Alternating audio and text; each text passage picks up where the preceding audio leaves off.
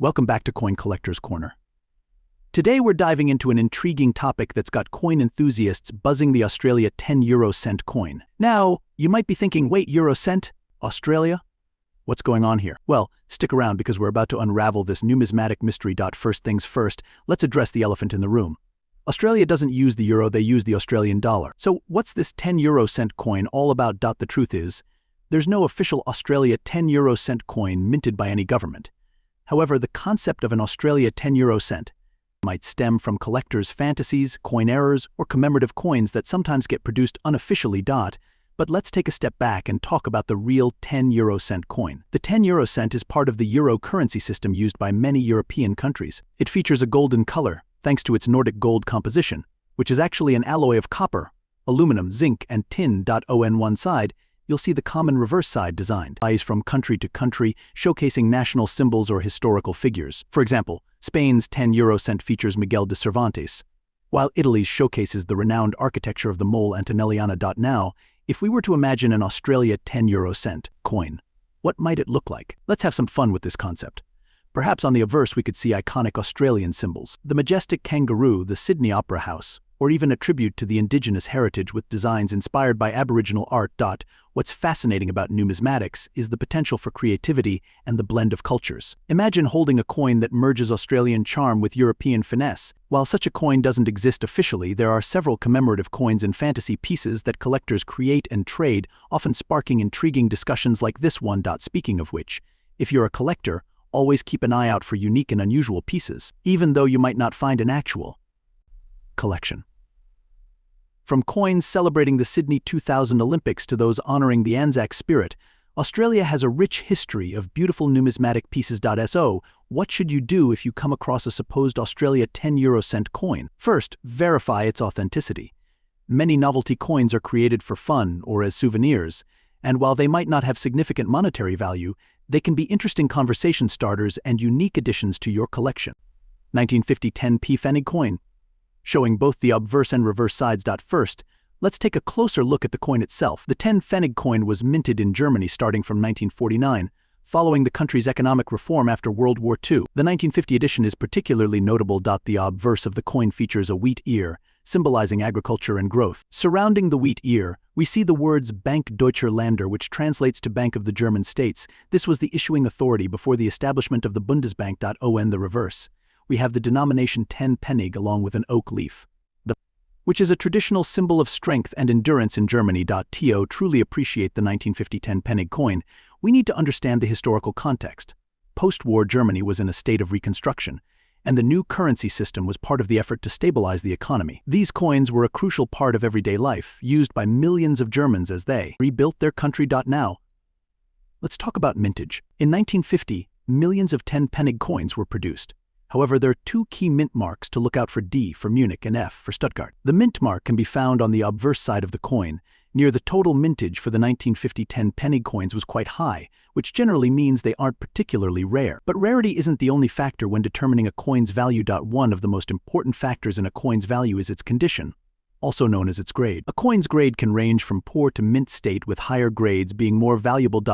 Let's look at some examples. A 1950 10 Pfennig coin in poor condition might show significant wear and tear, while a coin in mint state condition will look almost brand new, with no visible wear and full luster. If you're not sure about the grade of your coin, it might be worth getting it professionally graded. This can help you get a more accurate valuation. Alright, let's get to the part you've been waiting for. The current market value of the 1950 Germany 10p Pfennig coin. As of 2024, these coins can be worth anywhere from a few cents to several dollars, depending on their condition. The Canadian 1 cent coin, also known as the penny, was first introduced in 1858. For over 150 years, it played a crucial role in everyday transactions. But in 2013, the Royal Canadian Mint stopped producing pennies due to the rising cost of production and the coin's decreasing purchasing power. Despite this, the humble penny holds significant value for collectors. Let's start with the oldest ones. The very first Canadian pennies were minted in 1858. These coins are quite rare and can fetch a hefty price. An 1858 penny in good condition can be worth hundreds of dollars, depending on its condition and specific details. So, if you have one of these, you might be holding a small treasure. One interesting and rare find is the 1936 penny. Only 3 of these coins are known to exist. They were produced at the Royal Canadian Mint in 1937, but feature a tiny dot below the date to indicate they were minted during King Edward VIII's abdication crisis. In auction, these can go for over $250,000. Imagine finding one of these in your attic. Now, you might wonder, what about the pennies from the more recent years? Well, even though most modern pennies aren't worth more than their face value, there are exceptions. For instance, the 2006 magnetic and non-magnetic pennies. A small error during production caused some 2006 pennies to be magnetic and others non-magnetic. Collectors love these varieties, and they can be worth a few dollars each. Another notable penny is the 1967 Centennial Penny. To celebrate Canada's 100th anniversary, the Mint released a special edition featuring a rock dove. While these coins aren't particularly rare, they are a favorite among collectors for their unique design. This is the 25 Halalas coin from Saudi Arabia, minted in the year 1977. Before we delve into its value, let's take a closer look at its design and some key historical context. 1977 was a significant year for Saudi Arabia, marked by the reign of King Khaled bin Abdulaziz Al Saud. This coin was issued during his tenure and features some intriguing designs. On one side, we have the emblem of Saudi Arabia, which includes two crossed swords and a palm tree, symbolizing justice and prosperity. The other side displays the denomination in both Arabic and English, along with the year 1397 in the Islamic calendar, corresponding to 1977 in the Gregorian calendar. Now, let's talk about the composition. This coin is made of nickel and weighs 4.25 grams with a diameter of 23 millimeters. These details are crucial when determining the coin's value. Next, rarity and demand. While the 1977 25 Halalas isn't extremely rare, certain factors can make specific coins more sought after. For example, coins with errors such as misprints or unusual mint marks can attract higher prices among collectors. Based on recent market trends and auction results, the value of a 1977 Saudi Arabia 25 Halalas can range from a few dollars for circulated coins to upwards of $2 million or more for those in pristine, uncirculated condition.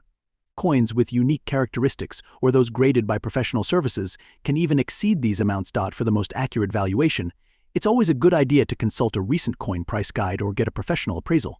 Prices can fluctuate based on market demand and the coin's availability.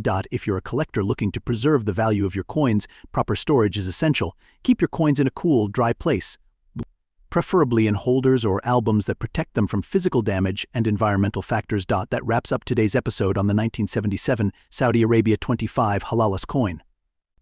Whether you're a seasoned collector or just starting out, understanding the factors that influence a coin's value can enhance your collecting experience. Don't forget to like, subscribe, and hit the bell icon for more numismatic insights and updates. Thanks for watching, and happy collecting.